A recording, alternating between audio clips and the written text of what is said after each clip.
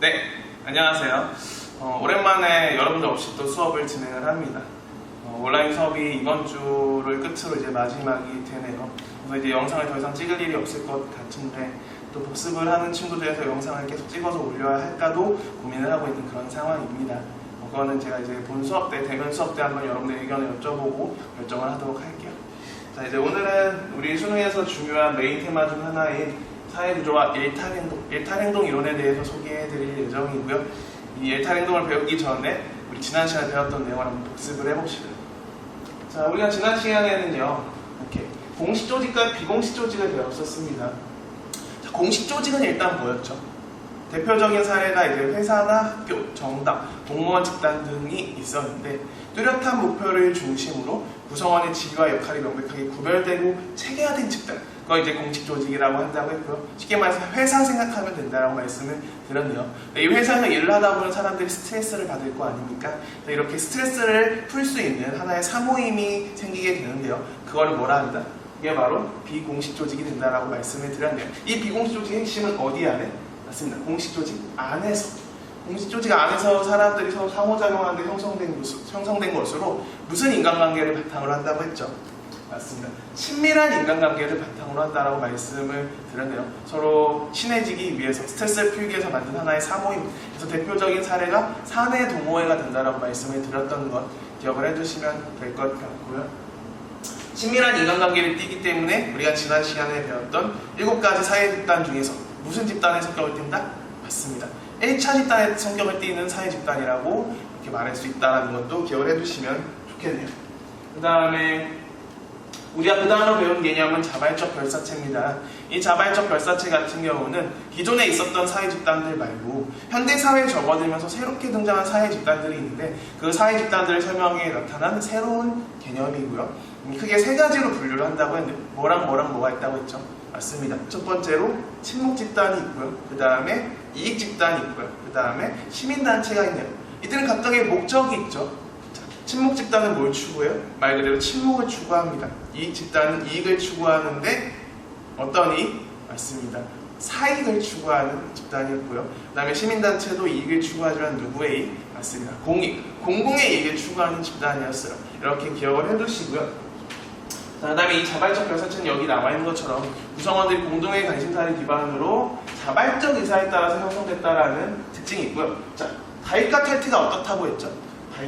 다익과 탈퇴가 자유롭다는 특징이 있었네요. 누구든지 원하면 들어갈 수 있고 누구든지 원하면 나올 수 있다는 특징이 있다는 거 기억을 해두시고, 자, 그 다음에 뭐랑 뭐의 성격이 공존한다고 했습니다. 기억하시나요? 맞습니다. 1차 집단과 2차 집단의 성격이 공존한다는 특징이 있죠. 자, 1차 집단과 2차 집단을 구분하는 구분 기준 뭐였는지 기억나시나요? 바로 구성원들의 접촉 방식입니다. 접촉 방식. 그래서 1차 집단은 대면 접촉을 바탕으로 전인격적 인간관계가 이루어지면서 친밀한 인간관계가 이루어질 때 그걸 우리 1차 집단이라고 한다고 말씀드렸고요. 2차 집단은 이렇게 간접적인 접촉을 바탕으로 부분적이고 수단적인 인간관계가 이루어질 때 우리는 그 집단을 2차 집단이라고 한다고 했죠. 자, 1차 집단의 대표 사례가 뭐였죠? 맞습니다. 가족과 또래 집단이 있었고요. 2차 집단의 대표 사례는 회사나 학교가 있었네요. 근데 지금 우리가 복습을 하면서 돌아보고 있는 자발적 별사체 같은 경우는 1차 집단과 2차 집단의 성격이 공존해요. 자, 그 이유는 아까 제가 3가지 자발적 별사체의 사례를 복습을 했죠. 이들은 각각 뭘 가지고 있어요? 친목을 추구하고 사익을 추구하고 공익을 추구한다는 특정한 목적을 갖고 있죠. 그러니까 무슨 집단의 성격이 나타나는 거예요? 맞습니다. 2차 집단의 성격이 나타나는 거고요. 그 다음에 이들은 어떻게 모였죠? 강제적으로 모였나요? 아닙니다. 자발적 의사에 따라서 공동의 관심사를 가지고 모였으니까 당연히 서로 친해지겠어요? 안 친해지겠어요? 당연히 친해질 수밖에 없죠. 관심사도 같은데 자발적으로 모였으니까 서로 관계를 맺다 보면 친해질 수밖에 없겠죠. 그래서 무슨 집단의 성격도 나타나는 거예요? 1차 집단의 성격도 나타납니다. 그래서 이 자발적 별사체는 1차 집단과 2차 집단의 성격이 공존한다는 걸 기억을 해두시고요. 이 자발적 별사체의 3개 중에는 3개 중에 2가지는 공식 조직의 성격도 같이 띈다고 말씀을 드렸죠. 그게 바로 이익 집단과 시민단체였습니다. 그래가지고 아예 우리 수능에서는 이 이익 집단과 시민단체의 사례를 아예 공식 조직이다라고 이렇게 말을 해버렸어요. 사실 그 표현이 정확한 표현이라고 보기는 조금 어렵지만 어쨌든 이렇게 아예 자발적 별사체를 공식 조직으로 이렇게 일반화시키는 표현이 우리 6월 그러니까 올해 수능 6월이죠. 그러니까 고3 6월 평가 문제에서 그런 표현이 나왔다는 것도 기억을 해두시면 좋을 것 같네요.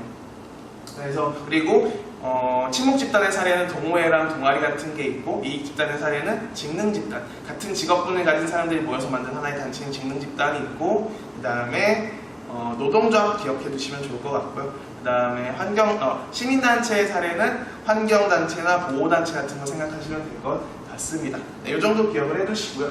그 다음에 우리가 맞아요, 관료제도 배웠네요. 복습 덩어리가 좀 크군요. 하지만 중요하니까 하나하나 다 다시 살펴봅시다. 자, 관료제의 문제점은 세분화 및 전문화로 인해 인간의 수단화는 무슨 현상이 나타난다고 했어요? 인간 소외 현상이 나타난다고 했습니다. 즉, 관료제는 효율적으로 그 회사를 운영하는 게 나타난 새로운 사회 조직 체제입니다. 산업혁명 이후에 나타났는데 거대화된 조직을 효율적으로 운영하는 장점이 있지만 단점들이 있었어요. 지나치게 업무가 세분화되고 전문화되어 있습니다. 즉, 나한테는 제가 만약 회사원이라면 저는 주어진 일밖에 수행을 못하는 거예요. 제가 하고 싶은 일은 할 수 없고요. 회사에서 저에게 시킨 일만 할 수 있다는 거죠. 그러다 보니까 저는 회사를 위한 뭐로 전락해버리는 거예요.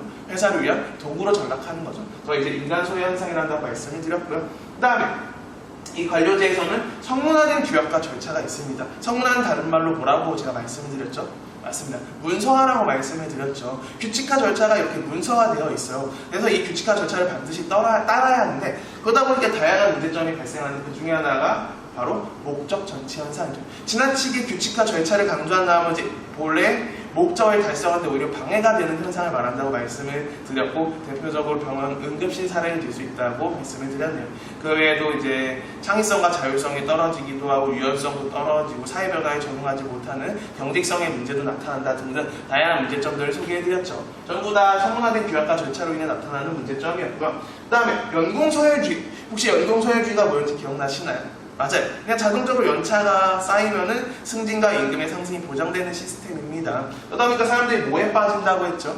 맞습니다.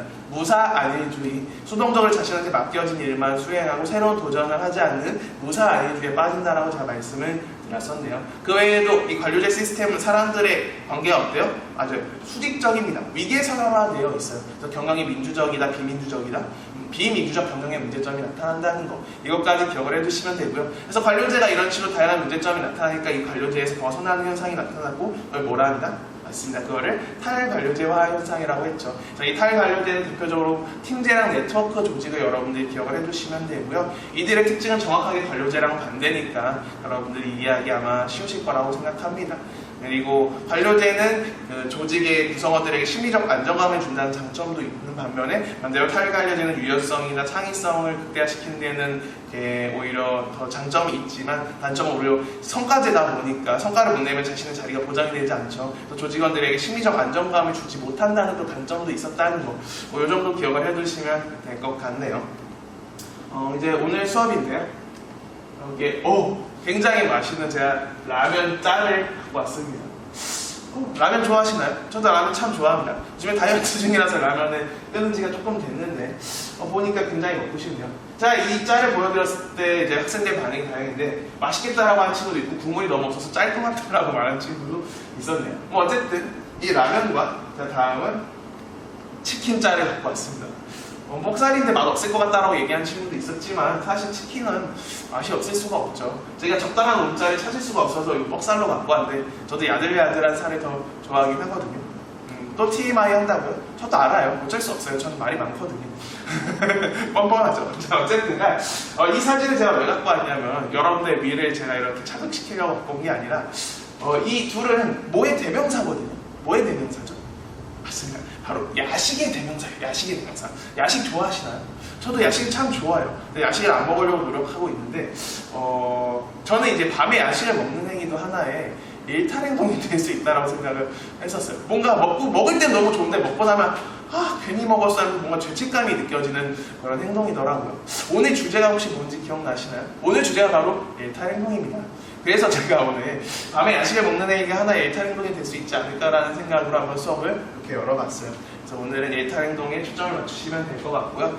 오늘의 학습 목표는 개인 및 집단이 사회구조에 어떻게 영향을 주고받는지 설명할 수 있으셔야겠고요. 두 번째로 일탈 행동의 원인을 이론적으로 분석하고 다양한 대처 방안을 제시할 수 있으셔야겠습니다. 일탈 행동을 배우기 전에 개인과 사회 구조의 관계를 제가 소개를 해드릴 거고요. 그 다음에 더 나아가서 일탈 행동 이론 중에 아노미 이론을 소개해드릴 예정입니다. 그럼 일단 영상을 여기서 끊고 이어서 설명을 드리도록 할게요. 네, 그럼 이어서 설명을 드려보겠습니다. 일단 교과서 75페이지를 펴보세요. 일탈 행동을 배우기 전에 사회 구조부터 제가 소개를 해드리도록 하겠습니다. 자, 75페이지의 두 번째 줄을 보면요. 첫 번째 줄부터 봅시다. 사회 속에서 개인과 집단들은 상호작용을 하면서 다양한 사회적 관계를 맺는데요. 일단 밑줄 쳐주시고요. 이러한 사회적 관계가 긴밀하게 조직되어 하나의 안정된 틀을 이루고 있는 상태. 이걸 뭐라 한다고요? 이거를 사회 구조라고 한답니다. 밑줄을 쳐주십시오. 자, 제가 이 사회 구조를 굉장히 쉽게 한번 소개해 드려볼게요. 일단 사회 구조가 형성되기 위해서는요, 하나의 사회적 상호작용이 있어야 합니다. 예를 들어서 저한테 굉장히 친한 여사친과 남사친이 있는데요. 전 이 둘이 굉장히 잘 어울릴 거라고 생각을 했어요. 그래서 이들을 소개를 해주면은 이쁘게 잘 만날 수 있을 것 같은데 라는 그런 확신이 들었습니다. 그래서 제가 고민을 하다가 둘한테 의사를 물어보고 이 둘에게 소개팅을 시켰어요. 이게 하나의 사회적 상호작용이 되죠. 그래서 둘이 소개팅을 오케이 했기 때문에 둘이 실제 성사가 돼서 실제로 둘이 만났습니다. 그래서 밥도 먹고 차도 마시고 영화도 보고 이렇게 여러 군데 여러 좋은 곳에 이렇게 다니면서 서로 알아가는 시간을 가졌어요. 근데 저는 분명히 이 둘이 제가 잘 어울릴 거라고 생각을 하긴 했지만 이건 제 생각에 불과했잖아요. 근데 실제로 소개팅을 했더니 이들 실제로 정말 잘 맞았던 거예요. 그래서 점점 계속 서로 이렇게 약속을 잡으면서 계속 데이트를 하면서 서로 알아가더라고요. 그래서 이 데이트가 이어지고 이들이 만나는 횟수가 늘어나면서 결국엔 이들은 어떤 사이로 발전을 하게 되는데 어떤 사이로 발전했을까요? 당연히 연인으로 발전을 하겠죠. 그래서 이처럼 하나의 사회적 상호작용이 계속 지속적으로 반복이 되잖아요. 그럼 하나의 사회적 관계가 형성이 됩니다. 예를 들면 연인같이. 그래서 이렇게 사회적 관계가 형성이 되면은 이들은 더 많은 데이트를 하겠죠. 서로 더 많은 시간을 함께 보내면서 서로 사랑하고 추억을 쌓아가면서 좋은 시간을 함께 보낼 겁니다. 그러면서 서로 이렇게 만남이 길어지고 상대방에 대한 확신이 생겼을 때 남자가 됐든 여자가 됐든 한쪽이 상대방에게 뭘 할까요? 프로포즈를 하게 되겠죠. 결혼을 하자라고 고백을 하게 될 겁니다. 그럼 이들의 관계는 어떻게 될까요? 뭘로 발전하는 거죠? 맞습니다. 부부로 발전을 하게 되게 돼요. 그래서 이러한 사회적 관계가 계속 지속이 되면요. 이들의 관계가 정형화가 됩니다. 이거는 어떤 제도를 통해서 부부가 되는 거죠? 맞습니다. 결혼이라는 제도를 통해서 이들의 관계가 정형화가 되고요. 그래서 이들은 부부라고 하는 사회 구조가 되게 되는 겁니다. 이처럼 사회 구조는요. 사회적 상호작용부터 시작이 돼서 이들의 어떤 하나의 사회적 관계를 맺게 되고 이 사회적 관계가 어떤 제도를 통해서 정형화가 되면 사회 구조가 되게 됩니다. 그래서 이 사회 구조는 쉽게 말하면 정형화된 사회적 관계라고 표현을 할 수 있습니다. 정형화된 사회적 관계. 기억을 해주시고 이 사회 구조는 크게 4가지 특징을 갖고 있는데요. 첫 번째 특징은 안정성이고요. 두 번째 특징은 변동성이고요. 그리고 세 번째 특징은 지속성이고요. 네 번째 특징은 강제성입니다. 하나하나 한번 살펴볼게요. 지금 이 개정 교과서에는 그 내용이 빠져있는데 예전 교과서에서는 이 하나의 사회 구조가 형성됐을 때 구조화된 행동을 통해서 이 사회 구조가 굉장히 단단하게 안정되게 유지된다는 표현을 서술을 해놨어요. 그럼 이 구조화된 행동은 뭐냐면요. 사회에서 정해놓은 규범 등에 따라서 개인과 집단들이 지켜야 하는 행동을 구조화된 행동이라고 합니다. 자, 그럼 질문. 부부라는 사회 구조에서 이렇게 남편과 와이프, 아내에게 요구되는 구조화된 행동은 뭘까요? 서로 어떻게 해주는 거예요? 맞습니다. 서로 존중해주고 배려해주고 아껴주고 더 더 많이 사랑해주는 거, 더 많이 표현해주는 거, 이게 바로 구조화된 행동이 되겠네요. 이런 구조화된 행동을 이 개인들이 잘 계속 지속적으로 해나간다면, 잘 지켜나간다면 이 부부라는 사회구조는 어떻게 될까요? 맞습니다. 안정적으로 잘 유지가 되겠죠. 그래서 안정을 갖추게 되고 이 사회구조, 이 부부라는 사회구조가 한번 형성이 되면 쉽게 끊어지나요? 안 해요. 쉽게 끊어지지 않고 계속 유지가 되겠죠. 그래서 오랫동안 지속되는 특징도 갖게 됩니다. 근데 만약에 부부가 됐는데 서로 아껴주지 않고 서로 사랑하지 않고 배려하지 않고 충분히 이 사람이 충분히 사랑받고 있다는 느낌을 받지 못하도록 그렇게 충분한 사랑을 부어주지 못한다면 이들의 관계는 어떻게 될 수 있을까요? 맞습니다. 결국에는 이혼이라는 안타까운 상황에 직면할 수도 있겠죠. 그래서 이들의 관계가 끊어질 수도 있는데 그걸 이제 변동성이라고 표현을 할 수 있겠네요. 그래서 제가 지금 사회 구조의 특성 중에 안정성, 변동성, 지속성을 소개해드렸고요. 그다음에 우리 이 개인은요, 이 사회 구조에 영향을 주기도 하지만 영향을 받기도 합니다. 자, 우리가 부부라는 이렇게 사회 구조에 이렇게 갇히게 되면요, 내가 하고 싶은 대로 행동을 할 수 있을까요, 없을까요? 제가 결혼을 하지 않았을 때는 제가 마음대로 행동을 할 수 있어요. 제가 좋아하는 친구들을 만날 수도 있고요. 뭐 굳이 남자친구 아니야 이성 친구들도 얼마든지 만날 수도 있겠죠. 그리고 뭐 원하면 얼마든지 밤새 외박하면서 술 마시고 늦게 들어올 수도 있을 것 같아요. 근데 제가 결혼을 하고 제 가정이 생겨버리면 어때요? 제가 그렇게 놀고 싶다고 밤새 놀 수 있을까요? 그러면 절대 안 되겠죠. 어쩔 수 없이 우리는 속해 있는 이 사회 구조에 영향을 받을 수밖에 없습니다. 그래서 이렇게 개개인은 자신이 속해 있는 사회 구조에 영향을 받는 존재라고 표현을 하게 되고요. 반대로 개인도 사회 구조에 영향을 줄 수 있어요. 우리가 구조화된 행동을 하면 이 부부라는 사회 구조가 더 단단해지지만 우리가 이 구조화된 행동을 하지 않으면 이 부부라는 사회 구조가 약해지는 것처럼요. 그래서 이 개인과 사회 구조는 서로 어떤 관계예요? 맞습니다. 서로 영향을 주고받는 관계라는 거. 이걸 기억을 해두시면 될 것 같네요. 그래서 교과서 75부터 76페이지에 그런 내용들이 나와 있습니다. 이거는 뭐 수능에서 일반적으로 내는 파트는 아닌데 뭐 물을 수도 있는 내용이니까 이 정도를 이제 기억을 해두시면 될 것 같고요. 이제 오늘의 진짜 메인 테마는 일탈 행동이 되겠습니다. 자, 그러면 학습지로 한번 돌아와 볼게요. 자, 일탈 행동의 의미를 보시죠. 1번을 보면요, 사회에서 규정한 제도나 규범에서 벗어난 행위를 일탈 행동이라 한대요. 자, 밑줄을 쳐주십시오. 뭐에서 벗어난 행위? 사회에서 규정한 제도나 규범에서 벗어난 행위를 일탈 행동이라. 사실 일탈 행동의 의미 정도는 이미 여러분들이 알고 계시죠. 근데 이 사회 규범의 내용은 시대와 지역 등에 따라서 다르기 때문에 동일한 행동이라도 일탈 행동으로 판단할 수도 있고 아닐 수도 있답니다. 이것을 일탈 행동에 뭐라고 하느냐? 이것을 일탈 행동의 상대성이라고 표현을 합니다. 같은 행동도 상황에 따라서 일탈 행동으로 규정될 수 있고 되지 않을 수도 있는 이 일탈 행동이 가진 특성을 바로 상대성이라고 표현을 하네요. 모두 우리는 상대적이다라는 표현을 쓰게 되잖아요. 예를 들어서 여러분들이 이제 청소년이니까, 아직 고등학생이니까 여러분들한테 대표적으로 해당되는 일탈 행동의 사례는 뭐가 있을까요? 여러분들이 이제 수행평가를 할 때도 항상 쓰시는 내용 중에 하나가 바로 이제 술, 담배 하는 행위들을 많이 쓰시더라고요. 맞아요. 우리나라에서는 청소년이 술 마시는 행위, 담배 피우는 행위가 뭘로 되어 있죠? 법으로 금지가 되어 있습니다. 그렇다 보니까 여러분들이 술, 담배를 하는 행위가 일탈 행동으로 규정이 되는 거예요. 근데 그건 우리나라에서나 이게 일탈 행동이 되는 거지 다른 나라에서는 꼭 일탈 행동이 되지 않을 수도 있습니다. 우리 주변의 근처 국가만 해도 이제 술, 담배가 허용되는 국가들이 꽤 많거든요. 유럽권 국가들도 그렇고요.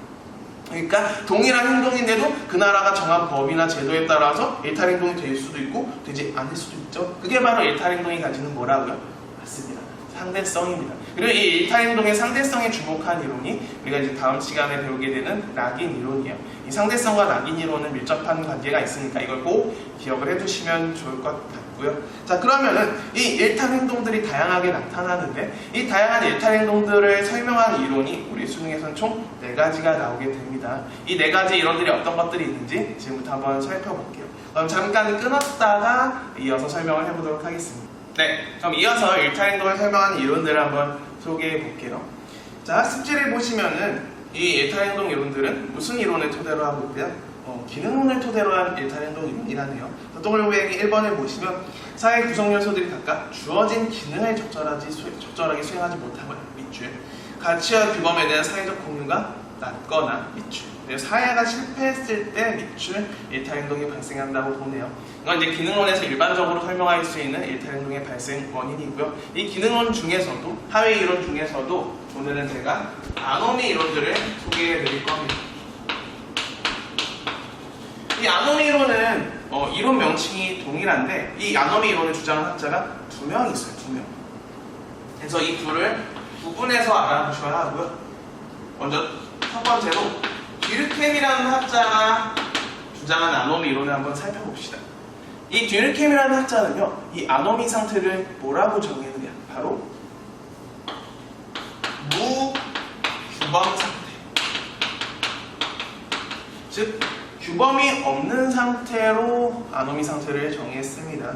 그래서 학습지를 보시면 아노미란 무규범 상태를 말하며 이에 따른 일탈 행동을 막기 위해서는 사회적 합의에 바탕을 둔 뭐가 필요하대요? 지배 규범의 정립이 필요하다. 밑줄. 우리가 배우는 이 일탈 행동 이론은요, 일탈 행동의 원인을 설명하고요. 원인을 설명했으니까 일탈 행동을 막을 수 있는 해결책을 제시하게 되겠죠. 그래서 원인과 해결책의 세트 매뉴얼 여러분들이 같이 알고 계셔야 합니다. 이걸 기억을 해주시고요. 어쨌든 이 듀르켐이라는 학자는 아노미 상태를 정의할 때 무규범 상태라고 정의를 했어요. 쉽게 말하면 우리가 다양한 일탈 행동을 했을 때 그 일탈 행동을 하는 발생 원인이 바로 뭐가 없기 때문에? 맞습니다. 규범이 없기 때문이에요. 규범이 없기 때문에 사람들이 그런 다양한 일탈 행동을 한다는 거죠. 예를 들어 볼까요? 자, 이 사진 보면 여러분들 뭐가 떠오르시나요? 딱 단어 하나 떠오르시죠? 맞습니다. 보이스피싱입니다. 보이스피싱. 이게 전화로 이렇게 사람들에게 불법적인 행동을 해서 이윤을 추구하는 돈을 이렇게 얻는 나쁜 행동이죠. 과거에는 이런 보이스피싱이라는 범죄 행위가 발생하지 않았어요. 근데 지금 우리가 살아가는 사회는 어떤 사회라고 하죠? 맞습니다. 이제 정보 사회라고 하죠. 그래서 우리의 개인적인 개인 정보들이 굉장히 쉽게 노출이 됩니다. 그냥 구글링만 해도 우리의 다양한 정보들이 쉽게 검색을 해서 우리가 알 수 있게 되고요. 뭐 연락처나 집 주소 이런 것도 아는 것도 어렵지 않아요. 그래서 실제로 우리가 뉴스를 통해서 많이 접하죠. 특정 인터넷 사이트가 보안도가 좀 낮다 보니까 이렇게 해킹당해서 이렇게 개인정보가 유출됐다는 기사 우리가 되게 심심치 않게 접하게 되잖아요. 근데 우린 그거에 대해서 처음에는 민감하게 반응했지만 지금 크게 대수롭지 않게 반응하는 경향도 있죠. 그러니까 우리의 개인적인 정보들이 이미 많은 불법적인 행위를 하는 사람들한테 이미 넘어가 있는 상태인 거예요. 그래서 우리가 원치 않는데 이상한 문자를 받기도 하잖아요.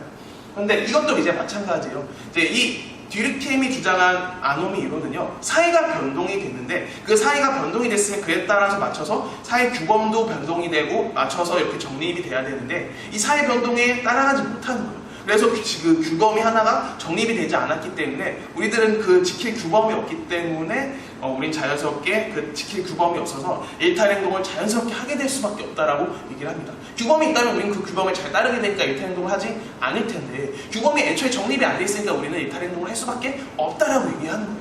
그래서 이렇게 사회 변동이 됐어요. 그래서 정보 사회가 됐는데 개인의 신상과 관련된 정보를 쉽게 취득할 수 있는 사회가 됐지만 뭐가 정립이 안 된 거예요? 이 개인의 신상과 관련된 정보를 함부로 악용해서는 안 된다라는 규범이 정립되지 않았기 때문에 나쁜 사람들이 이거를 악용해서 이렇게 보이스피싱이나 소액 결제 사기 같은 나쁜 범죄 행위를 한다고 보는 겁니다. 간단하죠? 그 다음에 또 다른 사례는 요건데요. 이건 뭐 하는 거예요? 맞습니다. 인터넷상에서 키보드 워리어라고 하죠. 이렇게 악플 다는 행위예요. 이것도 너무 나쁜 범죄 행위 중 하나죠. 실제로 많은 연예인들 같은 경우는 악플에 많이 시달리고 있기도 하고 고소를 하기도 하고 심지어 모 연예인 같은 경우는 악플에 의해서 상처를 받고 충격을 받아서 자살이라고 하는 극단적인 선택을 하는 경우도 있었습니다. 너무 가슴 아픈 사연이죠. 자, 이런 악플을 당한 나쁜 범죄 행위 이것도 듀르켐의 아노미 이론에 따르면 뭐가 없기 때문에 이렇게 악플을 사람이 단다고 얘기하는 거예요? 맞습니다. 악플을 달면 안 된다는 규범이 정립되지 않았기 때문에 사람들이 악플 다는 나쁜 행동을 한다는 거예요. 자, 우리가 인터넷상에서 지켜야 하는 규범은 뭐라고 합니까? 맞습니다. 에티켓이라고 하죠. 이 에티켓이라고 하는 규범이 정립되지 않았기 때문에 사람들이 악플 다는 나쁜 행동을 한다. 이런 식으로 일탈 행동의 원인을 설명하는 이론이 바로 듀르켐의 아노미 이론이 되겠습니다. 자, 그럼 아까 제가 학습지에 밑줄도 치라고 말씀을 드렸는데 자, 듀르켐의 아노미 이론은 간단해요. 규범이 없기 때문에 일탈 행동을 한대요. 그럼 뭘 만들어주는 사람들이 일탈 행동을 하지 않게 될까요? 맞습니다. 규범을 만들어주면 더 이상 일탈 행동을 하지 않겠죠. 그래서 하나의 지배 규범의 정립, 그게 바로 일탈 행동의 해결책이 됩니다. 사회 변화에 맞는 새로운 규범을 정립해주면은 사람들이 그 규범을 잘 지키게 되기 때문에 더 이상 일탈 행동이 일어나지 않을 것이다 라고 이렇게 단순하게 설명을 하는 이론이 바로 디르켐의 아노미 이론입니다. 어렵지 않죠? 자, 이걸 기억을 해두시고요. 이어서 제가 머튼의 아노미 이론을 소개해 드릴 건데 왠지 약간 시간이 모자랄 것 같으니까 잠시 끊었다가 이어서 설명을 드릴게요. 네, 이어서 머튼의 아노미 이론을 제가 소개해 드리도록 하겠습니다. 이론 명칭이 같지만 내용이 전혀 다르다라고 제가 말씀을 드렸죠. 자, 머튼이라는 학자가 주장한 아노미 이론은요, 이 아노미 상태를 이렇게 정의합니다. 바로 목표와 수단의 괴리, 목표와 수단의 괴리라고 표현을 하는데 이 괴리는 다른 말로 불일치입니다. 불일치. 어떠한 특정한 목표가 있는데 그 목표를 달성할 수 있는 적절한 수단이 없기 때문에 사람들이 일탈 행동을 한다고 봐요. 학습지를 보면 그렇기 때문에 머튼이라는 학자는 일탈 행동을 막기 위해서 문화적 목표 달성에 적합한 뭐가 필요하대요? 제도적 수단의 마련이 필요하답니다. 미추. 이게 해결책이 되겠네요. 자, 머튼이라는 학자는 아노미 상태를 목표와 수단의 괴리 상태라고 표현을 했습니다. 즉, 누구나 달성하길 원하는 합법적인 목표가 있어요. 정상적인 목표가 있는데 그 목표를 달성할 수 있는 뭐가 없는 거예요?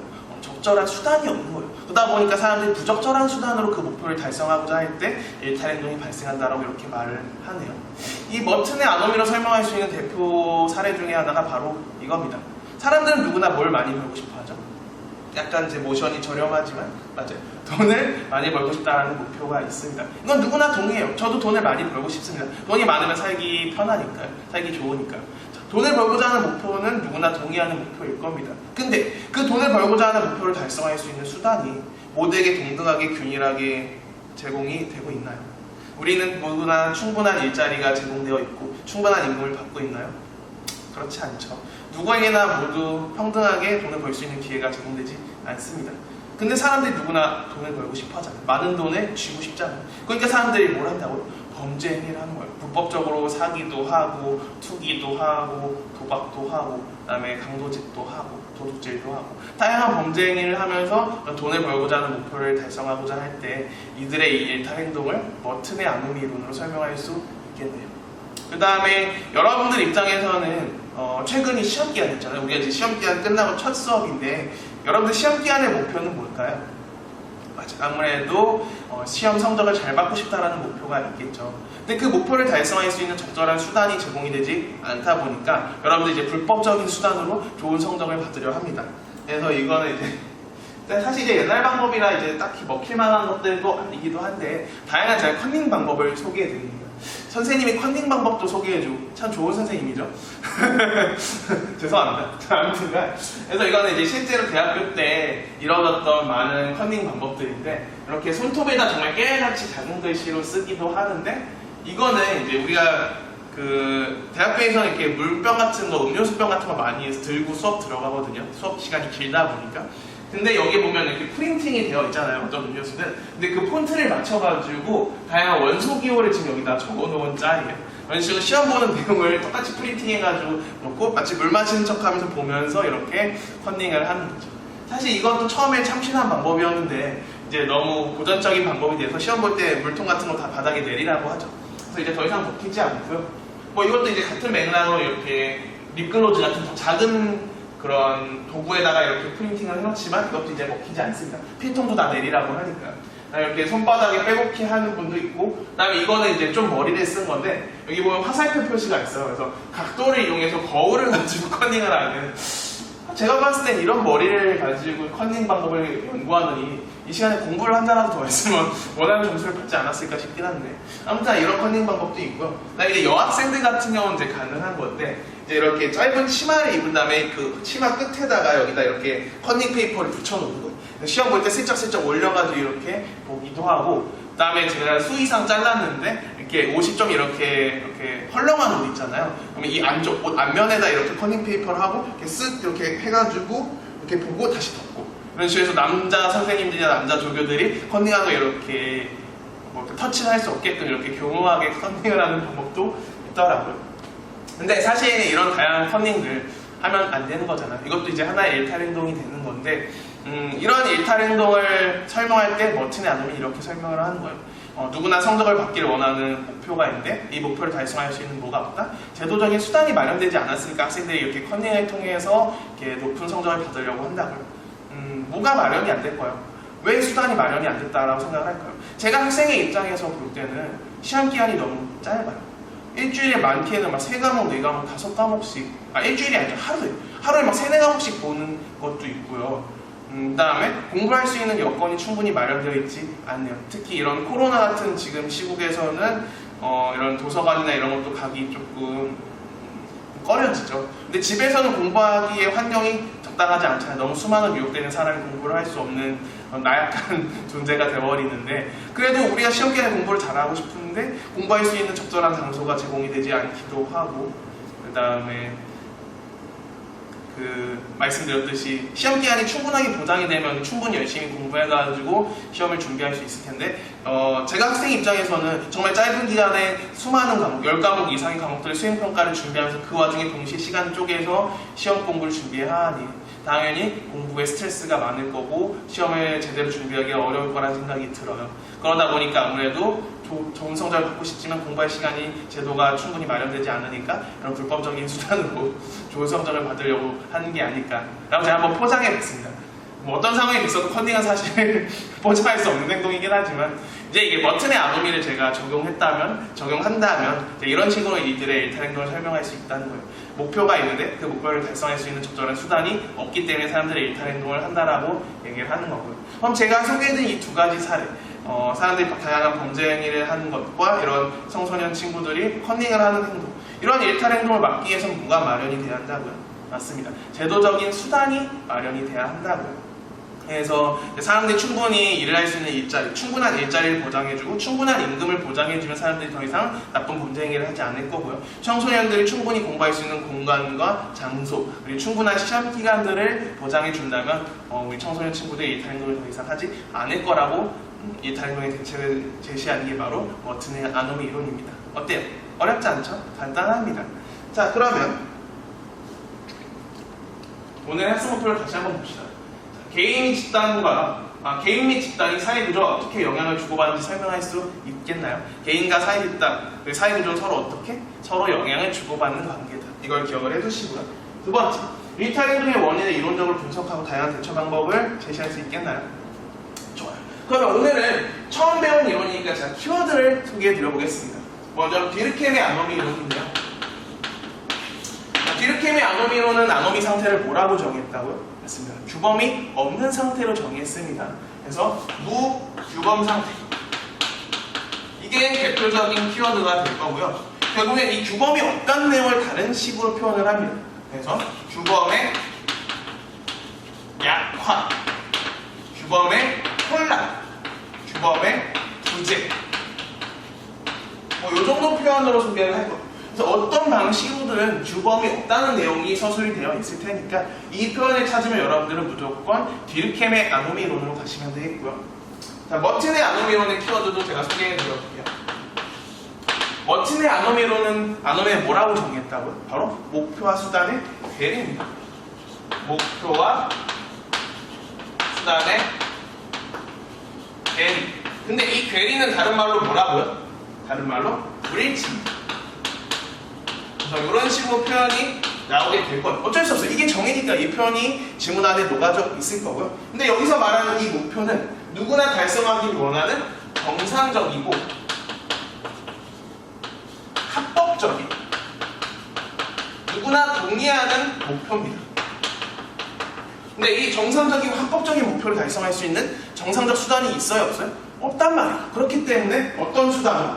맞습니다. 비정상적,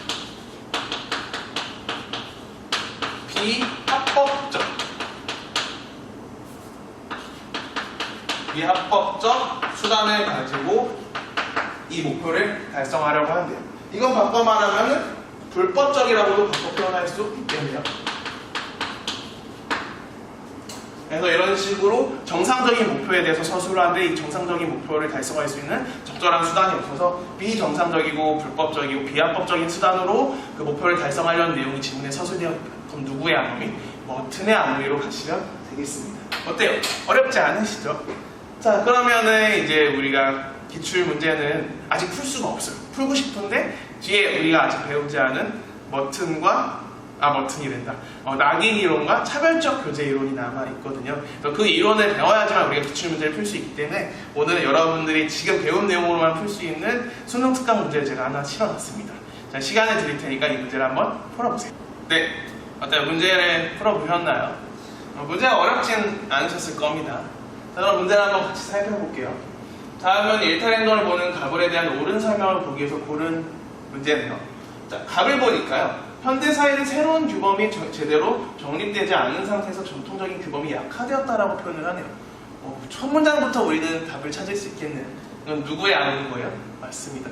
아노미 상태를 무규범 상태로 정의하는 듀르켐의 아노미라는 걸 쉽게 알 수 있네요. 새로운 규범이 정립되지 않았고 전통적인 규범이 약화되었다라는 표현을 썼죠. 그래서 사람들이 이탈행동을 한다니까 당연히 듀르켐의 아노미라는 걸 쉽게 알 수 있습니다. 그럼 을을 볼게요. 근데 이 을은요, 사회적으로 인정된 가치와 그것을 성취할 수 있는 수단 간의 괴리 상태라네요. 아이고, 이거 보자마자 바로 캐치하셨죠? 바로 머튼의 아노미입니다. 사회적으로 인정된 가치는 바꿔 말하면 사회적으로 누구나 추구하길 원하는 정상적인 목표, 합법적인 목표를 말하는 거고요. 그걸 성취할 수 있는 수단이 없어서 이 수단과 목표 간의 괴리 상태, 일치하지 않는 불일치 상태가 발생했답니다. 그러다 보니까 이 성공을 하기 위해서 사람들이 합법적 수단이 없는 사람들의 일탈행동을 저지른다라고 얘기를 하네요. 여기 보면 키워드들이 굉장히 많죠. 그래서 을의 입장은 목표와 수단의 괴리 상태를 보는 머튼의 아노미라는 것을 쉽게 알 수 있습니다. 그래서 키워드가 이렇게밖에 제가 안 적어드린 이유는 이거면 충분히 듀르켐과 머튼의 아노미를 분별할 수 있기 때문인 거고요. 자, 그럼 보기를 한번 볼게요. 듀르켐은 일탈행동의 원인을 사회 규범의 부재 때문이라고 본대요. 어때요? 무규범 상태니까 사회 규범의 부재. 같은 말이겠죠. 기억은 맞는 보기가 될 거고요. 그 다음에 듀르켐은 머튼과 달리 일탈행동을 초래하는 사회적 요인에 주목하였답니다. 이거 맞는 걸까요? 틀린 걸까요? 이 정도 이제 우리 사회문화 수업을 따라온 친구들이라면 사실 이거 쉽게 판별할 수 있습니다. 이거는 당연히 틀린 보기입니다. 뭐가 틀렸죠? 바로 달리가 틀렸습니다. 자, 제가 사회문화에서 이렇게 보기에 사회적 요인, 사회 구조 이런 표현 나오면 여러분들 제가 뭘 떠올리라고 말씀을 드렸죠? 맞습니다. 바로 거시적 관점을 떠올리라고 말씀을 드렸어요. 자, 제가 오늘 알려드린 이 이론, 이 듀르켐과 머튼의 아노미 이론 둘 다 뭐의 하위 이론이라고 제가 소개를 해드렸나요? 맞습니다. 둘 다 기능론의 하위 이론으로 소개를 해드렸죠. 그럼 바꿔 말하면 이 두 이론은 둘 다 무슨 관점에 해당한다는 거예요? 맞습니다. 둘 다 거시적 관점에 해당한다는 겁니다. 그렇기 때문에 둘 다 사회적 요인에 주목을 합니다. 그래서 달리라는 표현이 틀려서 니은은 틀린 목이고요. 이처럼 우리 사회문화의 내용들은 앞의 내용과 뒤의 내용들이 다 이렇게 밀접하게 연관이 된다는 거. 그래서 같이 연결시켜서 이해하셔야 된다는 걸 다시 한번 기억해 주시고요. 듀르켐은 머튼과 달리 일탈행동을 규정하는 객관적 기준이 없다고 본대요. 이건 사실 제가 아직 알려드리진 않았는데요. 그냥 3번에다가 밑줄 치고 별표를 쳐주신 다음에 이렇게 낙인 이론이라고만 썼죠. 낙인 이론. 이게 이제 디귿보기거든요. 디귿보기. 디귿보기의 내용은 이제 낙인 이론과 관련이 있는데 우리가 아직 낙인 이론을 안 배웠잖아요. 자, 다음 시간에 소개해드릴 건데 낙인 이론의 핵심 내용이기도 합니다. 그래서 궁금하신 분은 다음 시간 수업을 집중해서 들으시면 되겠고요. 그다음에 네 번째. 머튼의 일탈행동의 해결책으로 제도적 수단의 마련을 제시한대요. 어때요? 맞나요? 그쵸? 목표는 있는데 그 목표를 달성할 수 있는 뭐가 없다고요? 제도적 수단이 없다고요. 그렇기 때문에 사람들이 일탈행동을 하니까 해결책으로 제도적 수단의 마련을 제시하는 겁니다. 그래서 정답은 기억 리을 2번이 정답이 되는 쉬운 문제였네요. 아마 이거는 제 수업을 제대로 들으셨다면 당연히 틀리지 않고 잘 맞추셨을 거라고 생각합니다. 그래서 일탈행동은 사실 수능에서 항상 나오는 메인 주제이긴 하지만 그렇게 내용이 어렵지 않아요. 그래서 오늘 수업과 다음 주 수업으로 여러분들 정확하게 정리를 하시고 앞으로 틀리는 일이 없도록 하시면 좋을 것 같습니다. 오늘도 그렇게 재밌진 않은 제 사회문화 수업을 열심히 들어주셔서 감사합니다. 수고 많으셨고요. 우리 또 다음 시간에 만나요. 안녕.